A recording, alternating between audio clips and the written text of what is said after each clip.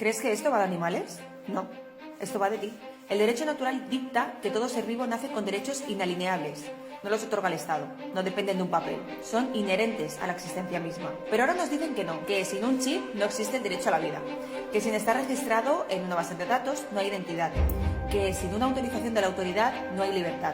Si un animal sin chip no tiene derecho a existir, ¿cuánto falta para que una persona sin identificación digital tampoco lo tenga? ¿Castrar se convierte en una obligación del Estado? ¿Cuánto falta para que la reproducción humana sea regulada? Si imponen registros de ADN en animales, ¿cuándo lo harán con nosotros? Si los veterinarios son castigados por curar sin permiso, ¿cuándo los médicos humanos serán castigados por lo mismo? Todo esto ya ha ocurrido antes, cuando un ser vivo necesita papeles para existir, cuando la medicina es privilegio concedido por el poder, cuando la reproducción se convierte en algo que se regula. Es cuestión de tiempo que estas leyes se apliquen a todos. Primero vinieron por los animales, después vendrán por ti. El plan es claro, convertir la vida en una mercancía controlada, decidir quién puede existir y quién no, someter a cada ser vivo en un sistema de permisos y registros, destruir el derecho natural y reemplazarlo con el control absoluto del Estado. Pero hay algo que se olvida, y es que el derecho natural no se concede, no se negocia, no se puede borrar con un decreto. Por eso la resistencia no es una opción, es un deber. No aceptes que el Estado decida quién puede existir, no aceptes que el control se disfrace de bienestar, no aceptes un mundo donde la vida dependa de un permiso. Si resistes, si despiertas, si difundes, todavía estamos a tiempo, porque si aceptamos esto hoy, mañana no quedará nadie para luchar por nosotros. Primero vinieron por los animales, y la gente miró hacia otro lado. Cuando vengan a por ti, ya será demasiado tarde. Something is deeply wrong with our pets. Cancer is skyrocketing. Autoimmune diseases are everywhere. And more cats and dogs are dying suddenly, in ways no vet can explain. Pet owners are witnessing the unimaginable. Cats, who normally hide away to die, are screaming in pain, clawing at their own faces, and crying for help nobody can give. This isn't normal, and it's not a coincidence. For years, the global elite have claimed that pet dogs and cats are a luxury the planet can't afford. That dogs and cats consume too much, eat too well, and leave too large a carbon footprint.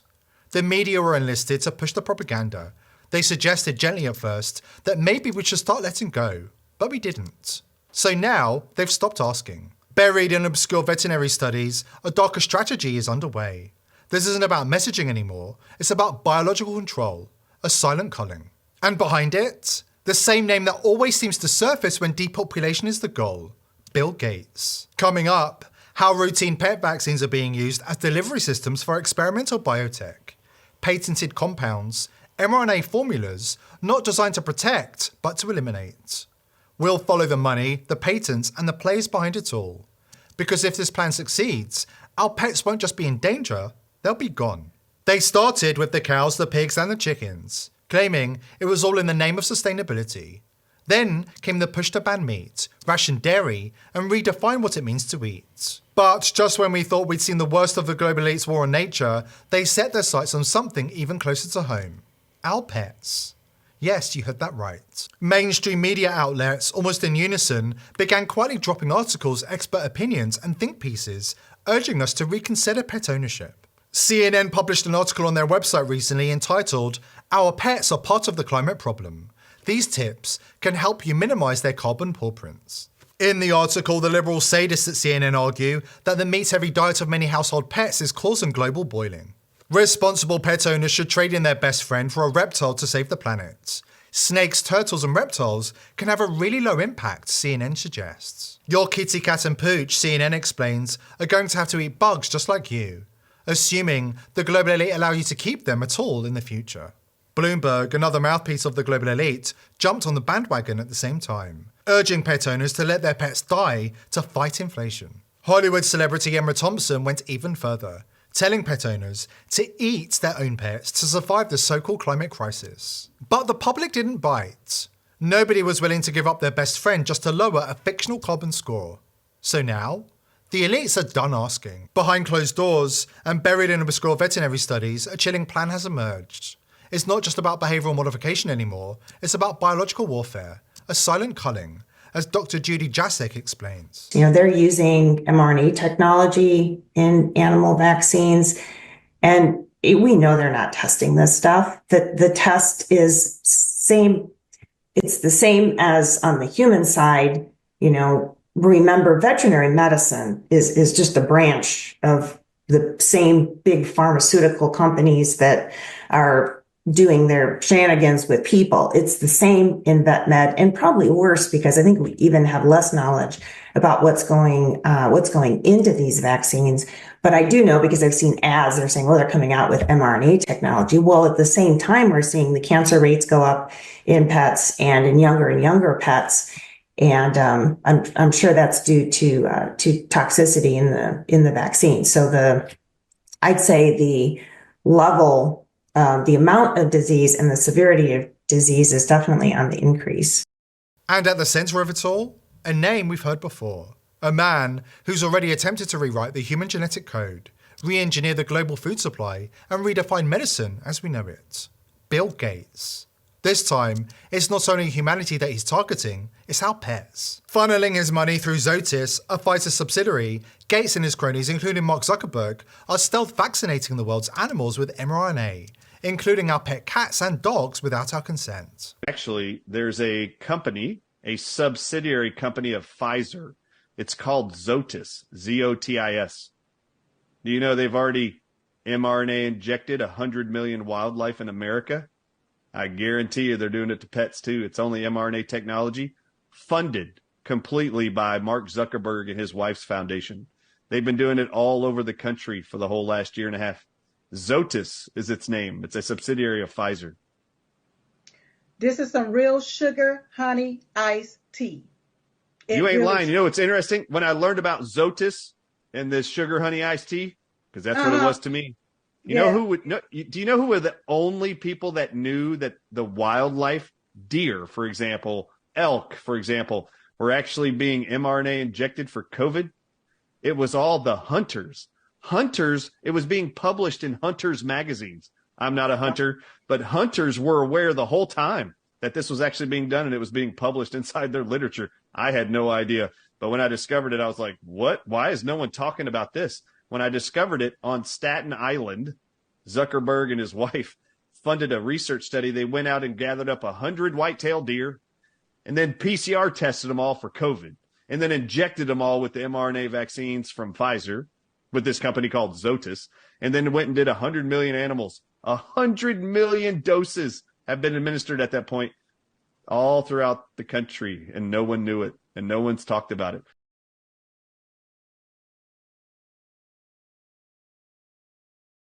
Have you ever seen what happens to a cat after receiving the Pfizer mRNA vaccine? What you're about to see is deeply disturbing, but it's crucial to witness the reality. This isn't a mild reaction, it's sheer panic, shaking, disorientated, terrified, completely out of control. This is not normal, and it's not rare.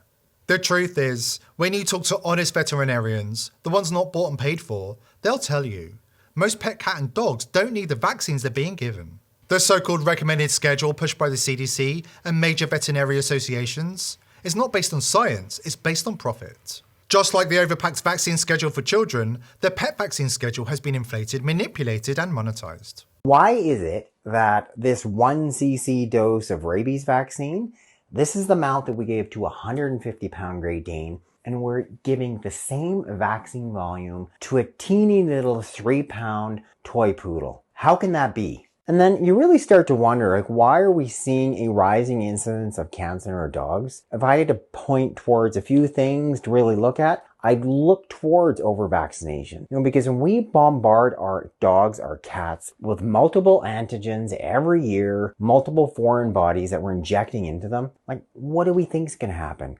You can have an inappropriate immune response. You have the immune system not being able to work the way it should be, allowing for things like uncontrolled cell growth, hence cancer. There are some vaccine protocols that can list up to 8 to 9 different vaccines potentially given to your dog, given to your cat, almost yearly. It's a pile of vaccines. The truth is, pet vaccines may be even more dangerous than the ones pushed on humans. For years, veterinarians have quietly watched the consequences unfold. Cats and dogs developing tumours at injection sites, suffering from autoimmune disorders, and in some cases, dying after so-called routine rabies shots. But now these vets are breaking ranks. They're speaking out against the pharmaceutical cartel that's culling our pets. And at the centre of it all is a name that keeps appearing, Bill Gates. because this was never about protection, it was about profit control and depopulation. When you look at the numbers and at what's already been done to both humans and our pets, the scale of it all is staggering. Meet Dr. John Robb, a courageous and principled veterinarian who's had enough of taking orders from big pharma and government regulators. After years on the front lines, he's blowing the whistle on a system he says is designed not to heal, but to harm. According to Dr. Robb, he was pressured to over-vaccinate, despite knowing the risks. In his words, they weren't asking him to protect animals, they were ordering him to poison them. There are thousands of pets dying out there every day. While we sat at this table, 6 pets died in the United States from a rabies vaccine they didn't need.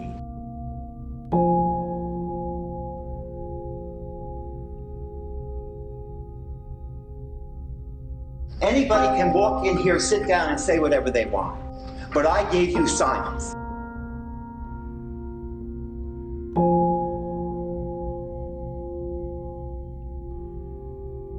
I said to the state board, if I had to kill an animal to obey that law, would I have to do it? They said yes.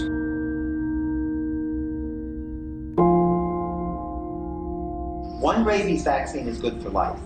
All this is unnecessary. If that dog had a titer check, it would not need a vaccination. So this is the real problem here. I had put upstairs in the public health department 45 articles that show vaccines are dose dependent. Titers indicate immunity. It's been proven. Okay, but who's the we? Who's the we? The researchers. The researchers. These are the researchers. They're the ones who do the research. Okay, I've spent a career in the pharmaceutical. And I've spent a career being a veterinarian watching animals die from rabies vaccines. I think I have before, but I completely don't agree with what you're saying. Do you know of any studies that the vaccine can sometimes create other health concerns for animals? Can you talk a little bit about that? Absolutely. You get tumors at the injection sites, you get autoimmune diseases that start later in life, but you get the immediate reactions. Some dogs die immediately of anaphylaxis, others get just serum sickness and they vomit, maybe hide under the bed for a day or two. But if I lower my dose, right, to protect the animal, then I'm in trouble. So I have to do what the manufacturer says, and like the State Board of Connecticut said, if I have to kill my pet, I have to kill my pet. It's the law. Well, guess what? I have a Hippocratic oath that is greater than any law that's passed in the state of Connecticut that would make me kill my patient. I won't do it. Dr. John Robb paid the price for refusing to play along with the global depopulation agenda, this time targeting our pets. For standing up to Big Pharma and speaking out against unnecessary dangerous vaccines, Dr. Robb dared to put the health of animals above profit. He refused to inject cats and dogs with risky compounds, including the new wave of experimental mRNA technology being quietly introduced into veterinary medicine. He saw the tumours, the autoimmune disorders, and the pets who never recovered. And he spoke out. What's the problem here? The problem in veterinary medicine is no fear of God. Now you might say, well, why am I bringing God into this? Because that's the foundation of the Protect the Pets movement. In other words, this is my calling. I didn't become a veterinarian because I decided to be a veterinarian. This is a calling from God. And because I fear God and not man, then I've got to do what God calls me to do. Okay? Now, I talk about morals. I consider morals to be from God. I consider ethics to be from man. And ethics can change. But morals, since we didn't make them, are always the same. And you can't compromise your morals. You've heard things like walk in your integrity. Okay? That's the problem right now in any place, America, other countries, is when people aren't willing to do that no matter what the cost. Okay? This movement to protect pets has reached millions of people all over the world. And it's reached those people because I refuse to compromise my morals to keep my veterinary license. I refuse to compromise my morals to keep my practice. I refuse to compromise my morals when this evil company named Mars was trying to buy me off and get me out or pay me off to stop, because I wouldn't do it. because I was called to speak the truth, and it's not something that I was willing to compromise. I wasn't willing to compromise as a veterinarian in terms of treatment of your pets by over-vaccinating them or overdosing them. To do that would be to compromise my morals for money, which unfortunately is in many instances the standard of care in veterinary medicine. It's a compromise of morals for money. Dr. Rob isn't backing down. He's made it clear. He'll never sell out to the globalists or the big pharma machine. Instead, he's calling on all of us to rise up before it's too late. Because this isn't just about pets. It's about control, consent, and the right to protect the ones we love from the globalist tyrants who are seizing the right to control who has the right to live and who must die. God is greater. And he'll put a hedge of protection around you. But you know what? There are so many that's gone before us that were willing to lay down their lives because they wouldn't compromise their morals, and sometimes they did. But those people spurred so many great movements in history where people took control again out of those who were immoral, walking without God, because they would stood up for their rights as individual human beings and the freedom that we have as human beings to make the right choices for us in our lives. And we know right now there's a lot going on in the other direction. The USDA last year approved self-amplifying mRNA injections for our cats and our dogs for rabies and a few other things. And these are authorized and they're widely available for online purchase. And so veterinarians across the country are currently injecting self-amplifying mRNA into our pets. This can probably shed onto humans, and this has to be stopped. Has it started? Awareness Has that started needs to be yet? raised. Has that started Yes. yet? Yes. If you look up Novavax NXT, it's the platform developed by Merck. You will find it online, and you can even buy it. It's possible if their dogs or cats receive the Novavax NXT self-amplifying RNA particles, it's possible they are either shedding the self-amplifying RNA or the antigen products that the dogs or cats are now producing onto the owners through bodily fluids. And so none of this was tested, by the way. They just authorized it anyways because they don't care. And so it's completely unknown really at this point. Did an interview with Dr. Faulkner, our homeopathic vet, a couple of days ago, and he said that that will be released in a couple of weeks. And he was talking about a new rabies vaccine called Rabies-NXT, which stands for Rabies Next, and it's a self-amplifying RNA vaccine for rabies for dogs. And he said the problem with it, all the side effects are exactly what you would see in a dog that has rabies. They've gone from tepid and mild to aggressive to biting to salivating to angry and all the different things that happen with rabies. And I said, well, if that's an saRNA vaccine, that means it will continue to replicate and make the imprint of rabies. Is that going to be spread to humans? I mean, if your dog licks you, licks you, your dog's always wanting to lick you, lick your hand, your face, and all these other things. Is rabies going to be spread to humans? He said, nobody knows. Nobody's really looked at that. I said, oh, that's just great. USDA quietly approved Merck's self-amplifying messenger RNA. The USDA has not conducted any long-term testing and consequently has not warned the public. Merck has launched a new rabies vaccine called Novavax NXT, which is based on saRNA, and veterinarians are now rolling it out across the United States. The saRNA replicates in your dog or cat's body and spreads throughout its organs and brain. Long-term effects? Unknown. Side effects? Oh, increased aggression, excess salivation, seizures, vertigo, paralysis, and death. There was no long-term long-term safety research by an independent lab. Instead, research was conducted by Merck's own Intervet lab over 14 days. That's right, 14. And the results were neither peer-reviewed nor made available to the public. 38 dogs and cats were used for the experimental study, and 35 of those test pets were euthanized after the 2-week research period.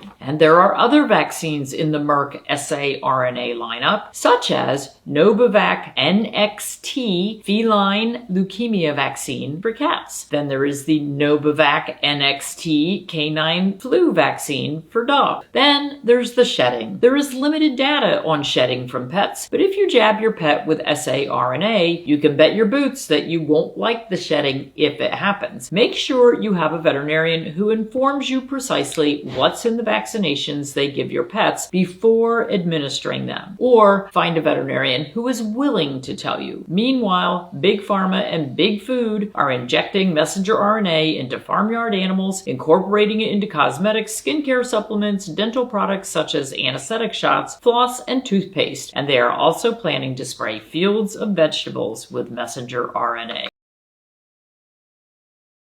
Soy la doctora Liliana Celada Ruc.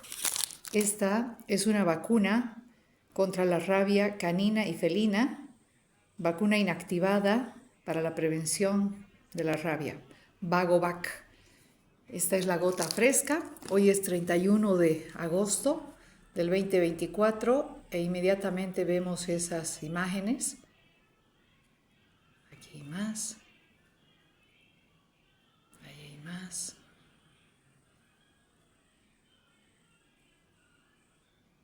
Aquí ya vemos como si fuera un cordón en movimiento. Parece la nanotecnología de la Pfizer.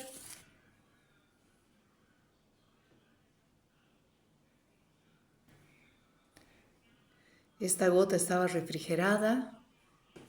Es una vacuna vigente. Ya venció en mayo del 24 y fue fabricada en mayo del 2022. Podemos ver esa formación al vivo, vamos a decir. Va a incluir esa burbuja. Todo tiene nanotecnología. Vacunas del calendario, vacunas COVID, las vacunas para los animales.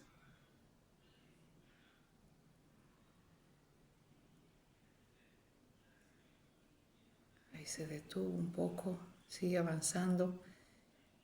Vemos el hidrogel, ese es el hidrogel presente. Están poniendo en todo. Vacuna para la rabia canina a una semana de la gota seca. Los cuerpos extraños de siempre, cintas.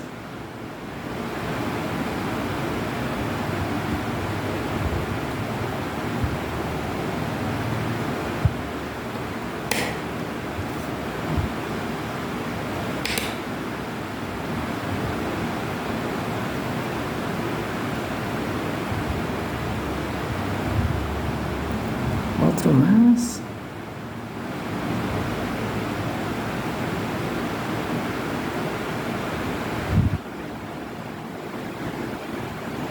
Uno grande. Óxido de grafeno.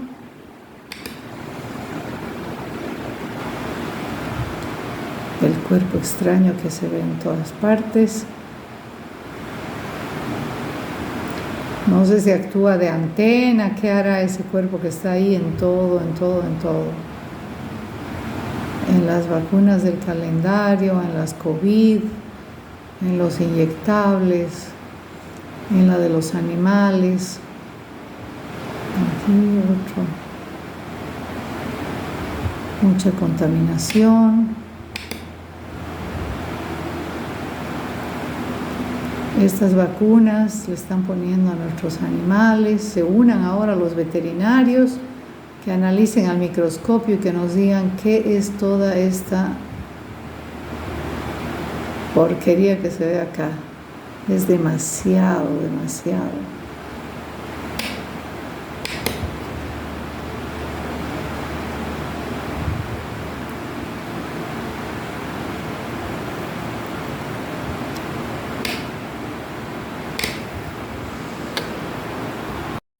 Esto quiero que vean que es terrorífico. Esto del terror, es del terror, doctora. Es del terror. Esta imagen es del terror. Esta imagen yo la tengo ya filmada, pasé el video y esa imagen yo la vi a la gota fresca. El mismo día que saqué la gota la vi y miren lo que es ahora, ha cambiado sí de color y es la misma vacuna de la rabia para caninos y felinos. Miren ahí, son cuerpos extraños. Ahí hay otra cinta. Vamos a ver un producto que se llama Artrosan, que es para caninos y felinos. ¿Ya? Artrosan. Y este Artrosan viene a ser, vamos a ver qué viene a ser el Artrosan, para artritis. Para las artritis. Y aquí vamos a poner otra gotita.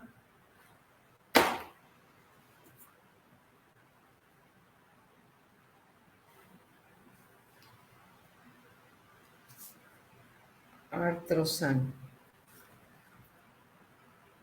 Y es de entrada, ni siquiera uno tiene que hacer mucho para buscar. Vamos a ver si encontramos cosas más feitas. Ahí hay el movimiento de la gota fresca.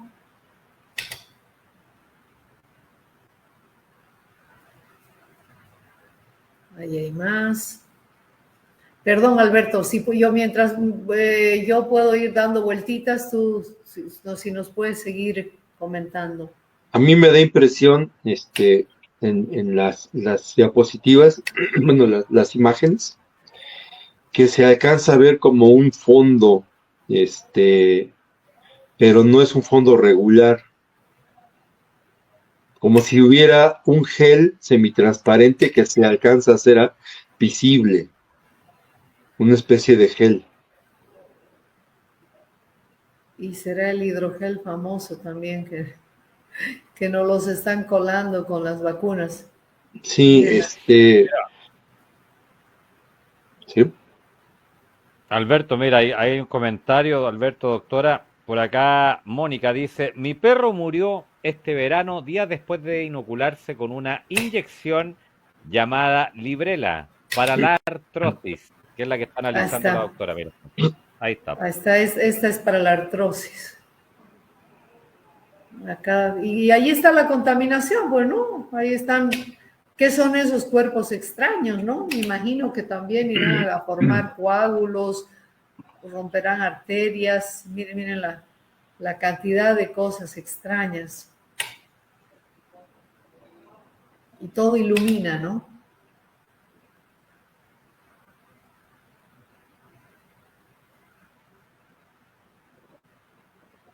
Ahí hay otro.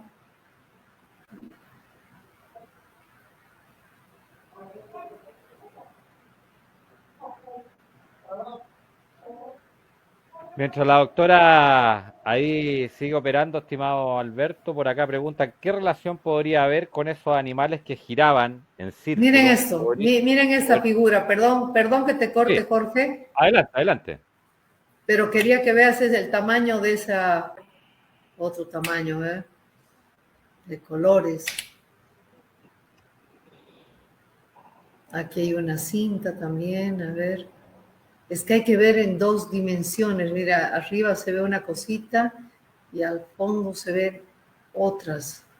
Sí, como que hay un fondo ahí. Sí. Pero no es homogéneo. No es homogéneo. Y si fuera un inyectable, hasta donde yo sé, tradicional o legal, tendría que ser homogéneo y diáfano. ¿Qué pasó ahí? Exactamente. Ahí, miren esa figura rara también, ¿ven? Sí.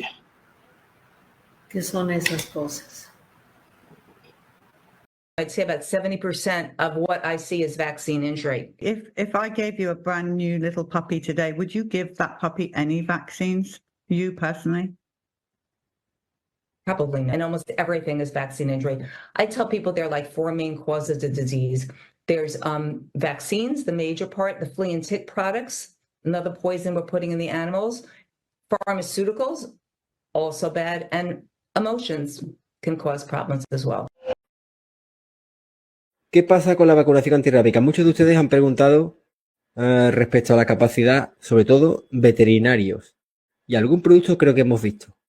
De que en todo tipo de inyectables, incluidos los que van para nuestros animales, porque también pueden sufrir el fenómeno de la neuroestimulación, a saber lo que tienen preparado para el ser humano y enfrentar incluso a los animales, pues aparece este material, ¿vale? Entonces, si en la vacuna antirrábica va este material que tiene como consecuencia distribuirse en la línea del tejido de conducción eléctrica del cuerpo, como es el sistema nervioso central, va a provocar todo tipo de alteraciones del mismo, como por ejemplo parálisis, no solo facial, sino de inmovilización de miembros, etcétera.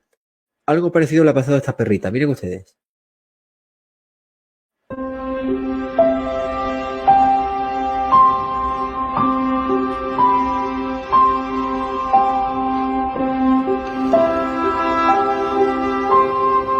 Soltala, despacito.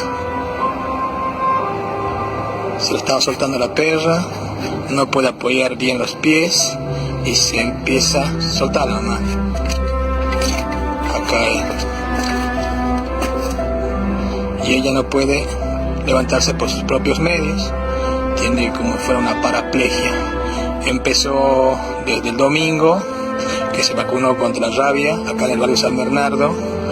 Vino un auxiliar y estudiantes de la policía.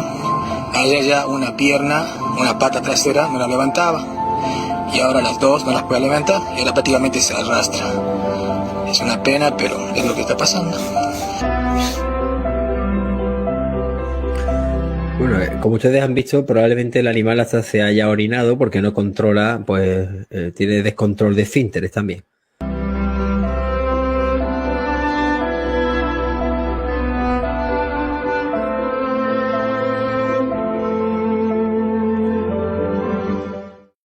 Comenzamos.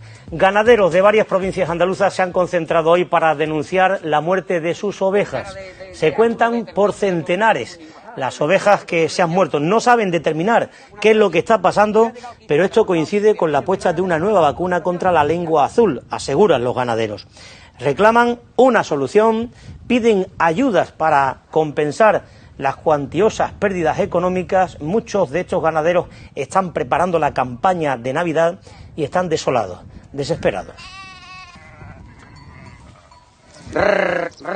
Mira, ahí tienes 9 muertas de ayer para acá. Se le hinchan la cabeza, se quedan delgadas porque no quieren comer, con mucha fiebre. Llevo por lo menos una semana que para mí se queda.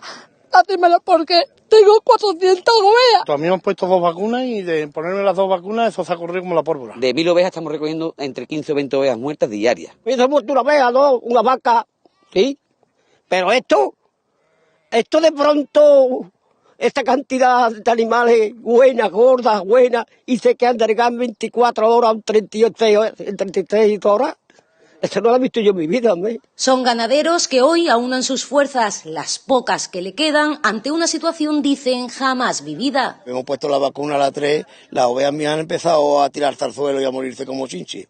La vacuna contra la lengua azul, contra la lengua azul, por prevención porque venía de Portugal, ¿no? He sacado sangre, ha venido el veterinario, me ha sacado sangre para analizarla y me ha dicho que ahora posiblemente que sea la heterotipo 8. Sí, empezó en Portugal, de Portugal pasó a Extremadura, de Extremadura pasó a Huelva, ahora estamos empezando aquí en Sevilla, pero esto va a galope tendido. Se me han muerto unas 70, 80 muertas y infectadas así como esas de ahí, habrá la mitad. Vamos, caen muchísimas, están cayendo más del 10% de las piaras que tenemos.